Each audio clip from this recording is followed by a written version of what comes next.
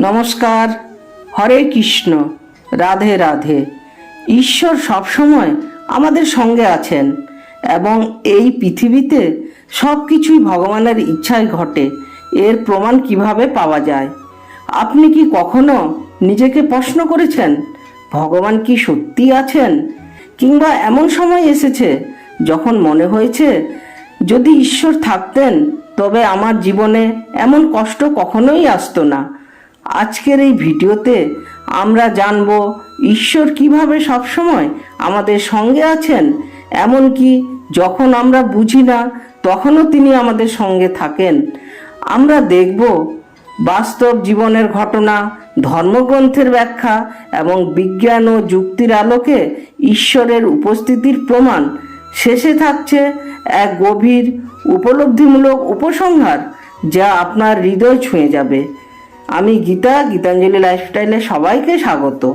ভগবানের উপস্থিতির প্রথম চিহ্ন সৃষ্টি। এই বিশাল মহাবিশ্ব, এর প্রতিটি নক্ষত্র, গাছ, নদী, প্রাণী সবই কি হঠাৎ করে সৃষ্টি হলো? বিজ্ঞান বলে বিগ ব্যাং থেকেই শুরু, কিন্তু কে শুরু করলো বিগ ব্যাং? সমস্ত ধর্ম বলে এই জগৎ কোনো কাকতালীয় ফল নয়, এটি একটি চেতন সত্তারই ইচ্ছার সৃষ্টি।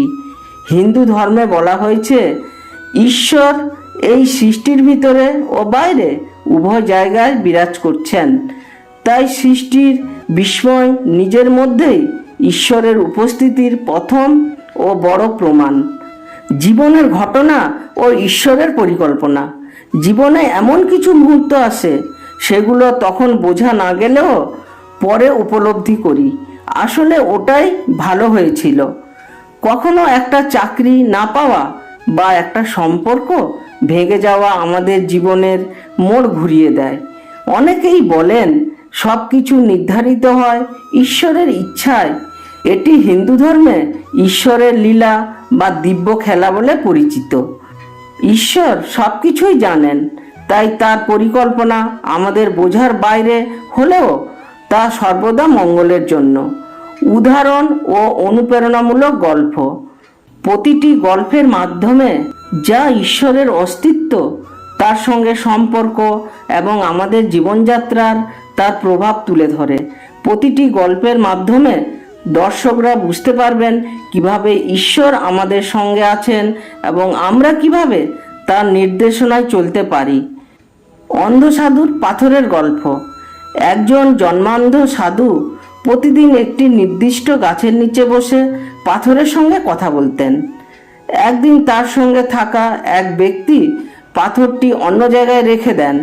পরের দিন সাধু সেই পাথরটি খুঁজে পান এবং বলেন, তুমি কোথায় চলে গিয়েছিলে? এই ঘটনা প্রমাণ করে যে ঈশ্বরের সঙ্গে আমাদের সম্পর্ক অদৃশ্য হলেও গভীর। দ্রৌপদীর আর্তনাদ।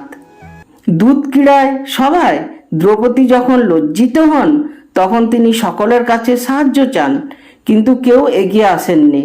অবশেষে তিনি ঈশ্বরের কাছে আর্তনাদ করেন এবং ঈশ্বর তাকে রক্ষা করেন।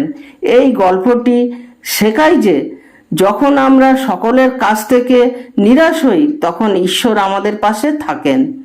খোকা ও ঈশ্বরের উপস্থিতি। একটি ছোট ছেলে, তার নাম হলো খোকা, তার জীবনের সমস্যাগুলো নিয়ে ঈশ্বরের কাছে রোজ প্রার্থনা করছিল। সে অনুভব করলো ঈশ্বর তার পাশে আছেন এবং তার সমস্যাগুলো সমাধান হয়েছে। এই গল্পটি দেখায় ঈশ্বর আমাদের জীবনে প্রতিটি মুহূর্তে আমাদের সঙ্গে আছেন। বৃষ্টির দিনে আশীর্বাদ।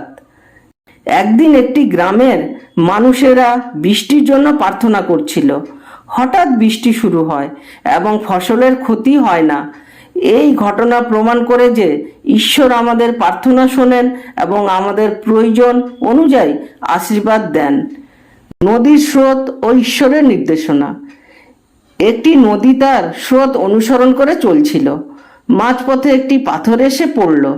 নদী তার পথ পরিবর্তন করে। এই গল্পটি দেখায় ঈশ্বর আমাদের জীবনের পথে বাধা দিলে আমাদের নমনীয় হতে হবে এবং নূতন পথ খুঁজে নিতে হবে। গাছের ছায়ায় শান্তি। একজন ব্যক্তি গরমের দিনে একটি গাছের ছায়ায় বসে বিশ্রাম নিচ্ছিলেন। তিনি অনুভব করলেন গাছটি ঈশ্বরের আশীর্বাদ, যা তাকে শান্তি ও প্রশান্তি দিচ্ছে।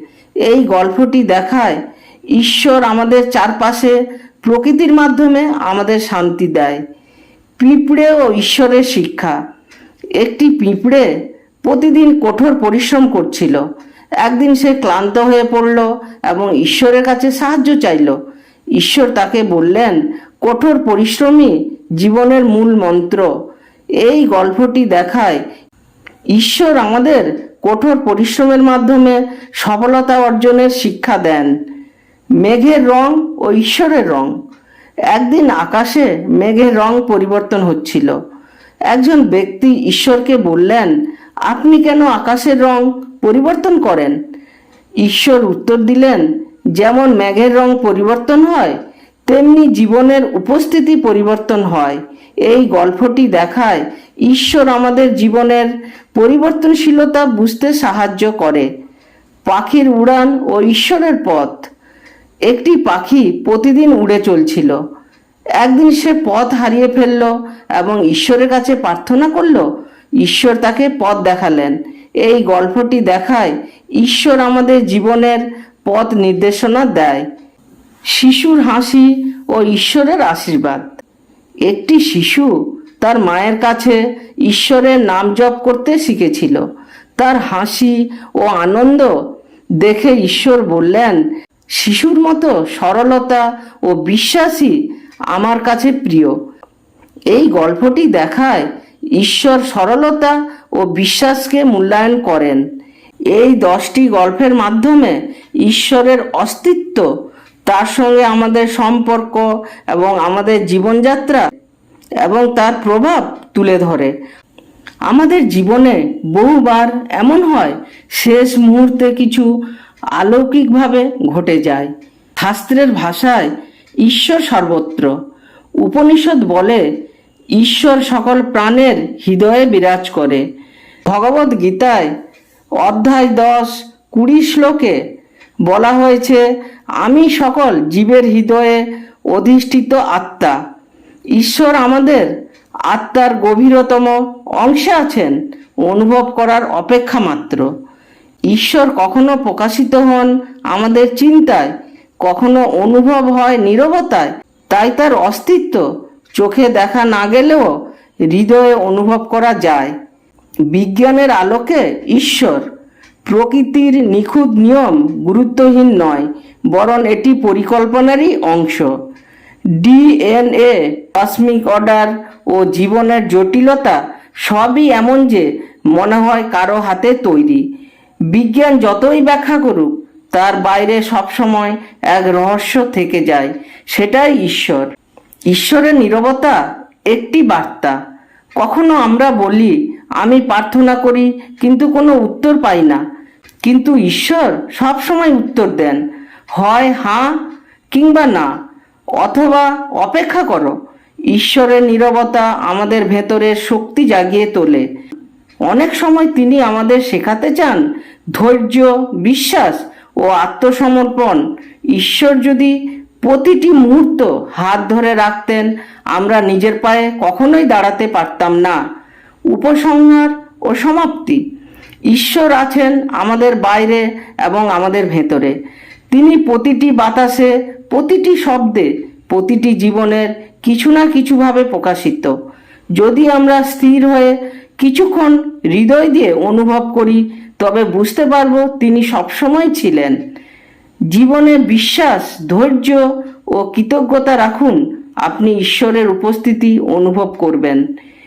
এই ভিডিওটা যদি ভালো লাগে তাহলে শেয়ার করুন আর আপনার অভিজ্ঞতা কমেন্টে লিখে জানাবেন।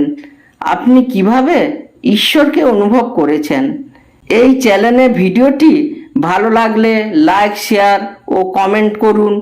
আমাকে উৎসাহিত করার জন্য সাবস্ক্রাইব করুন। আত্মার কথা, যেখানে আমরা আলোচনা করি ঈশ্বর, আত্মা ও জীবনের গভীর অর্থ নিয়ে। এইখানে আমি শেষ করছি, আর আমি ঈশ্বরের কাছে প্রার্থনা করি আপনারা সবাই ভালো থাকবেন ও সুস্থ থাকবেন, এই বলে শেষ করছি।